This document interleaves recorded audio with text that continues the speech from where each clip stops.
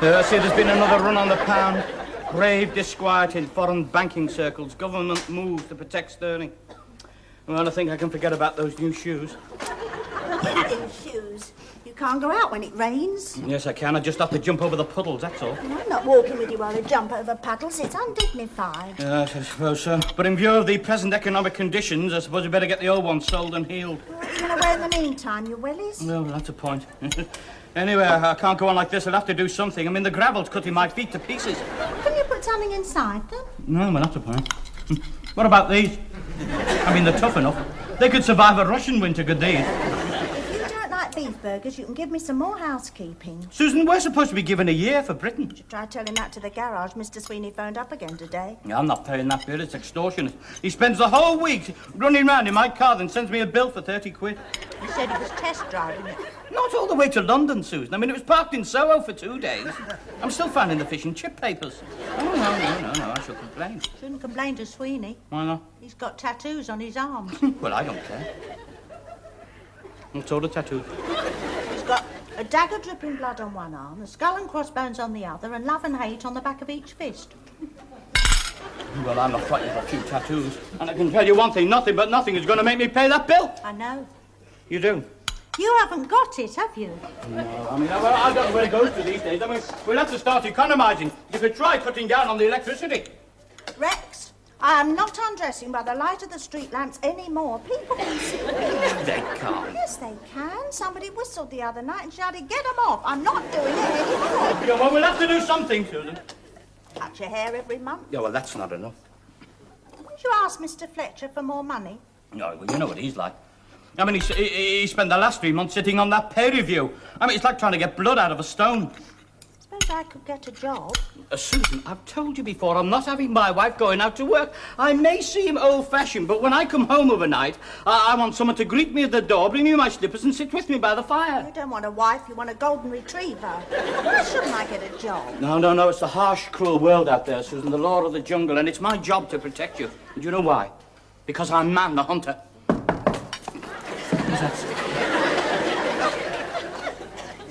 It's Sweeney. He's got his sleeves rolled up. Good Lord, I can see his dagger dripping blood from here. Oh. Look, you keep talking, Susan, while I go out the front. I thought you were Man the Hunter. Yeah, but so is he, and he's bigger than I am. What am I supposed to say to him? Well, don't worry, Susan. I mean, if he turns nasty, we'll report him to the AA. Come in, Mr. Sweeney. Right, Mrs. Mason. Where is he?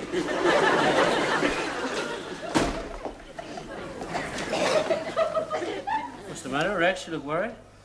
I've come to the moment of truth, Harry. Huh? I can't live on my salary. Oh, yes, well, you were bound to feel the pinch first, Rex. I mean, inflation running at 20% and no deep freeze. Yes, you're right, Harry. I mean, even fresh vegetables are a luxury. I put some carrots out for the kids yesterday, nearly frightened them to death. Oh, come on, Rex. If you're that hard, I'd borrow the money. Everyone lives on credit these days. Yes, go and see your friendly bank manager. That's what he's there for.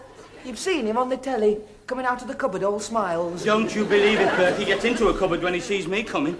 I mean, every time I ring up, he knows exactly what my overdraft is. I think he's got it written on his cuff. Oh, come on, Rex. It can't be that bad. But it is, Harry. I mean, I'm desperate. I owe for the rates, the gas, and the car. I mean, Sweeney's after me for 30 quid. Sweeney? The fellow with the tattoos? Does he give anything off for cash? No, well, if you pay cash, he doesn't kick your headlights in. I don't suppose either of you would... Oh, I'm sorry, Rex. I'd like to, but we're all up against it these days. I mean, we've all got to make sacrifices. Oh, dear. Don't tell me the gin and tonics run out again. Rex, you said yourself times are hard. I mean, I can't remember when we last went out for the Chinese. And the poodle has not been clipped for weeks. What about you, Ben? Oh, I'd like to, Rex. But I'm overdue at the library. Why don't we face it? We're all broke. And do you know why? It's old Scrooge in there. Do you know he hasn't given us a pay rise for 2 years? Yeah, well, profits are down, Harry. That's not the reason, Rex. The reason's Fletcher. Come here. Why don't you go in there and ask him about the salary review? Why me? Well, because you are the senior. Isn't it marvellous? I'm always a senior when it's a dirty job. All right, you go in there first, then we'll go in, yes, Bert? Oh, yes, I've got to have a pay rise. I can't feed my rabbits. They're losing faith in me. They started going in the dustbin. What we've got to do is make him realise the level of dissatisfaction. Then he's bound to do something. Oh, well, I'm not too sure, Harry. Oh, I know your trouble. You're frightened of losing your job. No, I'm not. Oh, no? Now, look here, Harry. I can get a job anywhere. Then what are you waiting for? Hello? Carol? Would you tell JF that I would like a private audience with him on a confidential matter? Certainly, Rex. Are you going to ask him for a rise? What makes you think that, Carol? You've gone all pale. Will you just tell him, Carol? All right, but it won't do you any good. He's in one of his sadistic moods. Mr. Fletcher? Yeah? Rex would like a private word with you. A private word? Oh, yes, it's the annual salary review. I've been expecting it. I thought I could hear them. They come swarming in here once a year like hungry bees. Oh, yes, I rather enjoy it. I wonder what hard luck story he's got for me this time. Send him in, Carol.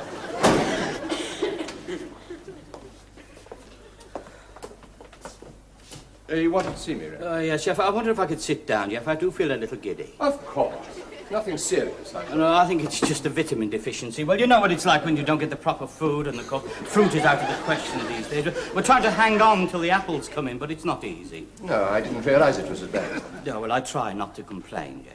We can't have you coming to work on an empty stomach. Yeah, well, I suppose we all have to make sacrifices in the present economic conditions. Yes, we must do something about it. Yes, well, I was hoping, Jeff. Have a ginger nut. Now, what can I do for you? Mr. Fletcher, I have worked here for a number of years, and I feel the time has come to ask for a substantial increase. A substantial increase. Look, I don't know if you're aware of it yet, but we're still watching black and white. I mean, the children and I had to watch the trooping of the colour through the co-op window. In the pouring rain.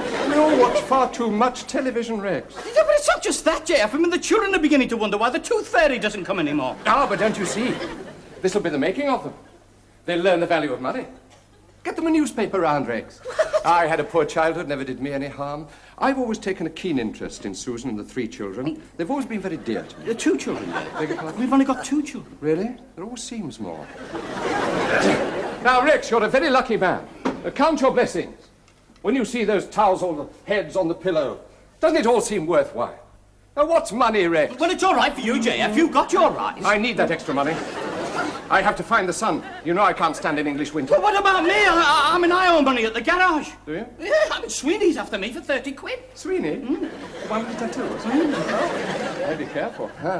Try to economize. But how can I economize, Jeff? You could spend less time round that coffee machine. Look, what about my rise? Out of the question.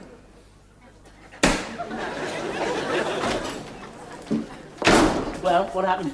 What do you think, Harry? I suppose you grovelled. Yes, you know your trouble. You're too subservient. Well, I'm going to go in there straight, and I'm going to tell him how much I am worth. Ah, Harry, I was expecting you. Right, I come straight to the point, Jeff. I want a £500 increase to stay. Is that all, Harry? Look, I can't maintain my lifestyle on less, JF. I mean, I've got 2 suits on order. What do you pay me here? Don't keep me in waistcoats. I mean, a man in my position has to keep up appearances, JF. Of course, I quite understand. You do, don't you? Good. Then I feel I can tell you that if you don't meet my demands, JF, I should be forced to put myself onto the open market and sell my labours to the highest bidder. Of course. Would you like a reference, Harry? Say £500, JF. It is a negotiable figure. Ah. I mean, I wouldn't spit in your eye if you were to say 400 plus expenses. But I'm not going to say it. Oh, I see. You're not, eh? Oh, well, how does 350 grab you? Harry, don't ask for money. It cheapens you. Does it? Yes, of course. A man in your position. Don't really need it. Not with all your other business interests. What other business interest, Jeff? Well, those plastic Macs you were engaged in selling last year. The ones that were supposed to be fire resistant. Yes, well, I can explain that, Jeff. Oh, can you explain why, when I was wearing one, warming myself in front of the fire of the George Hotel, I suddenly burst into flames? What do you say to 250, Jeff? No, I was a human torch, Harry. 200. Only a waiter with a soda siphon saved me from third-degree burn. 100. Get out, Harry. Yes, Jeff.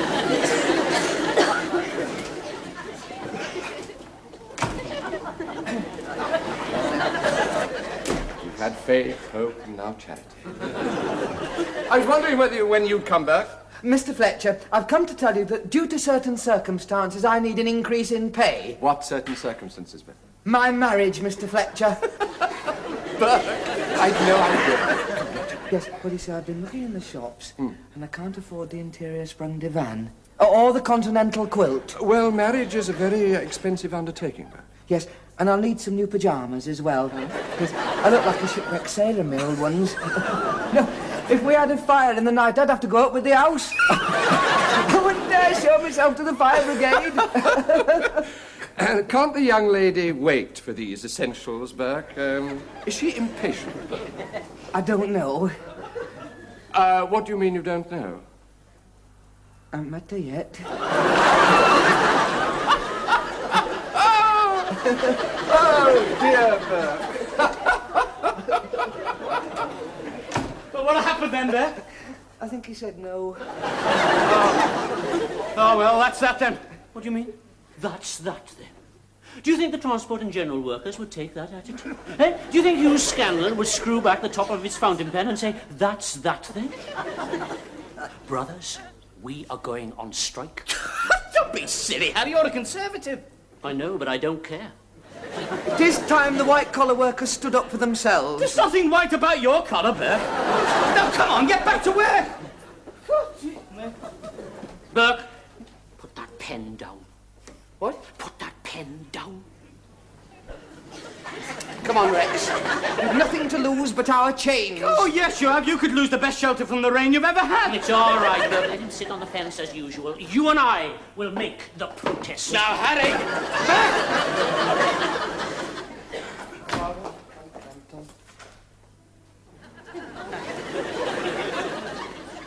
Harry, Burke, get your feet off that desk, get back to work. No.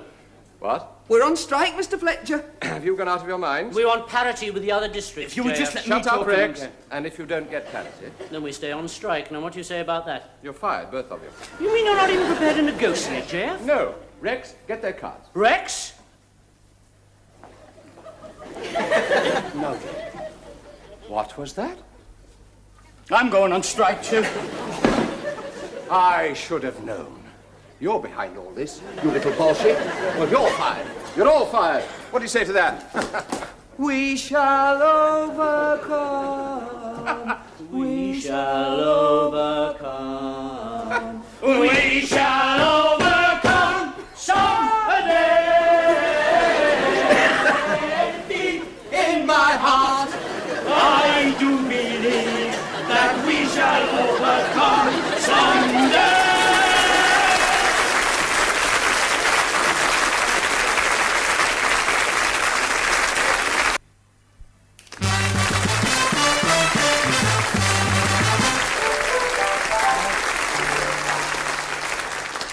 Well, we've done it now. I wish you'd stop saying that. You'll have to give way now. Fletcher daren't let this go on to head office. Don't you be so sure. He'll think up something.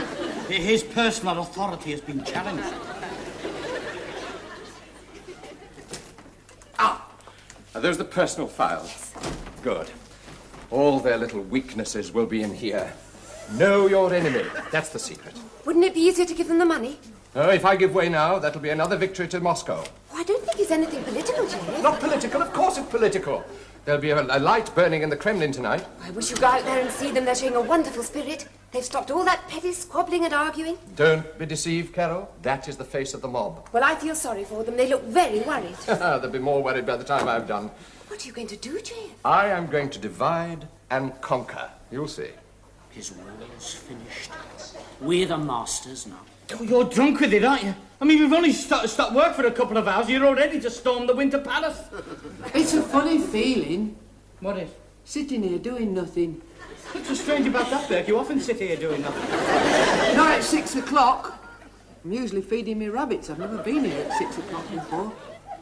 Never knew the sun slanted through that window like that. Yeah, well, we've got to stay here till we get a statement from the management.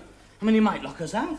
He might lock us in. Do you know, I feel different. How? Well, I don't know. It's a funny feeling. I suppose it's comradeship. Oh, I know what you mean, Harry. A sort of warm feeling. Shoulder to shoulder. Yes, that's right. It gives you a sort of glow. Yeah. Like the time we all sent the dumplings back at the canteen. You know, I'm glad you're here with us. Oh, well, so am I, Harry. Would you like a coffee? Oh, thanks, Rex. A sugar? Just one. I'll lend you a hand, brother.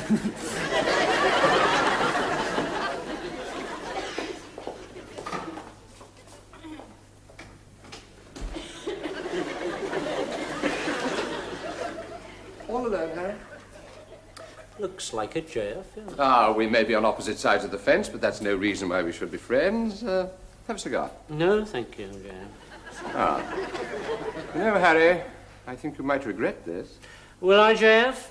Well, perhaps I won't be the only one when this gets back to head office. Now, if we're going to start dishing the dirt, don't forget you're dealing with an expert. I know all about you. The magpie of the accounts department. We never lost so many biros before you came. You leave with a cluster of pens in your top pocket every night. And it's not entirely a coincidence that your house is painted the same colour as the company vans. I don't know what you're talking about, JF. Oh, don't you? And what about the conference last year? You left that hotel with 6 coat hangers, 3 ashtrays, and a shower cap. Oh, yes. Well, talking about that conference, Jeff, I see that you put in an expense claim for that drinking den that you visited. Remember where the waitresses had those fluffy tails? Oh, well, I can explain that. I was entertaining a client. Really, Jeff? Then why did you go back the next morning for your pullover? Excuse me, JF. I'm just going out to get some fresh air.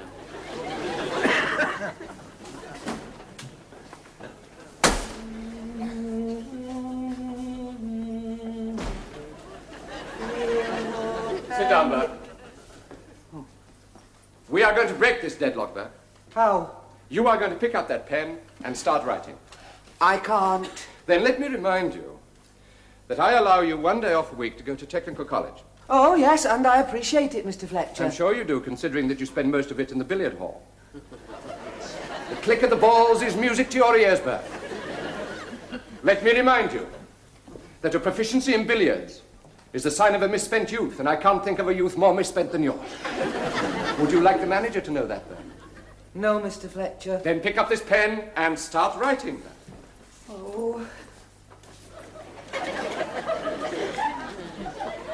Don't do it, Bert. Ah, Rex. Just come in here a moment. I'd like to work. Will he stand firm? I don't know. He'll be all right as long as Fletcher doesn't offer him a cigar. Have a cigar. Oh, thank you, Jeff. There's the other end.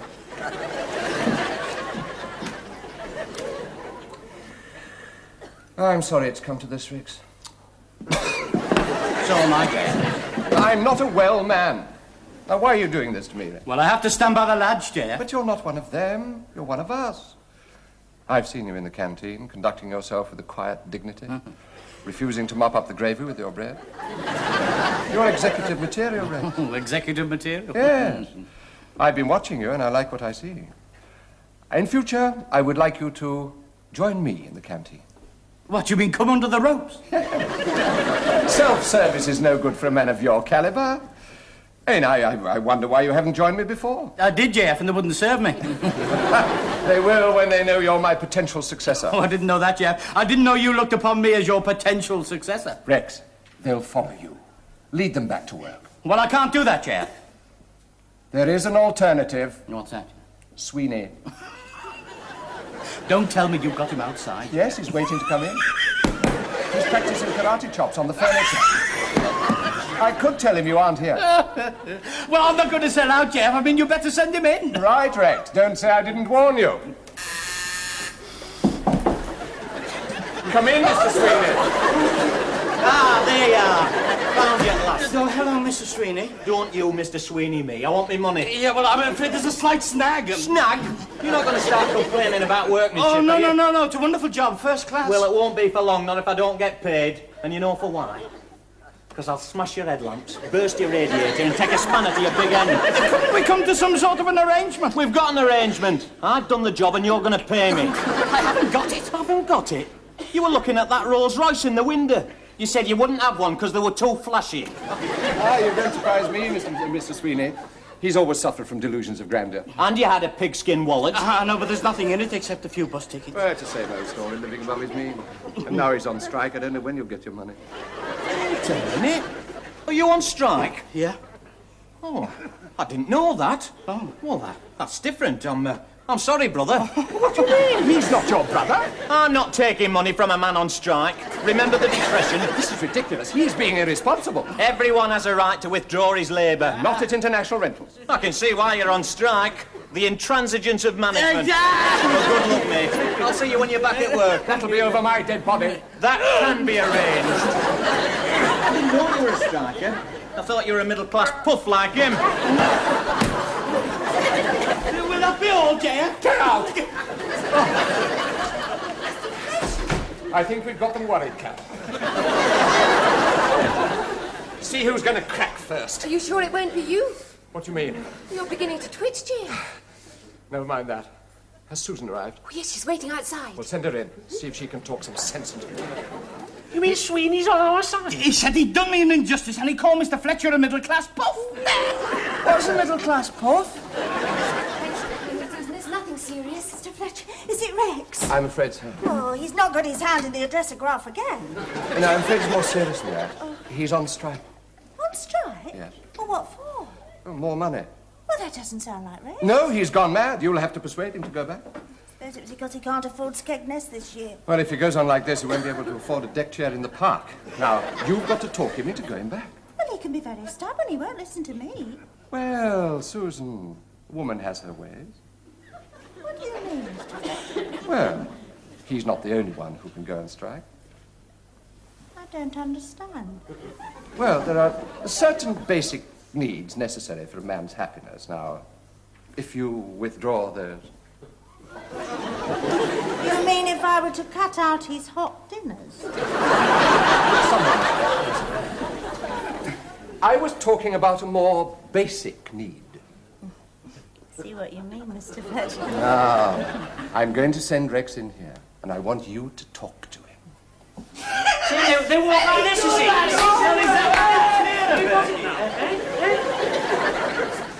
Rex, if you've got that. Definitely. Susan! Now, what are you doing here? Rex, I've just heard. Mr. Fletcher's told me all about it. I'm going straight home to make a flask of soup. Now, don't you give in, Rex. I'm behind you all the way. Did you see that, Carol? The world's gone mad. At least she was loyal to him. What? Oh, yes. Carol, may I say that throughout all this ordeal, your support has been a great comfort to me. Has it, JF? Yeah. I hope you don't think I'm a tool of management. What do you mean? Take your hand away, Mr. Fletcher. As far as you're concerned, this cargo is blacked. Oh, not you as well, Carol. I'm going to join them. My brothers and sisters out there. I won't come back until you ring head office. Oh, Carol. Head office. Give me head office, please. We shall overcome. We shall overcome. We shall overcome someday. I have just been on to head office, and they have agreed you have a case for parity with other regions. They have also agreed on a substantial increase. Oh, how substantial? Well, Burke, you get 100. Harry, you get 300. 300. Rex, you get 500. May I say, JF, on behalf of all my colleagues, that we are well satisfied with the outcome. What do you mean? I should be charged for more than me. Because I'm worth more than you. What do you mean I wouldn't pay you in water?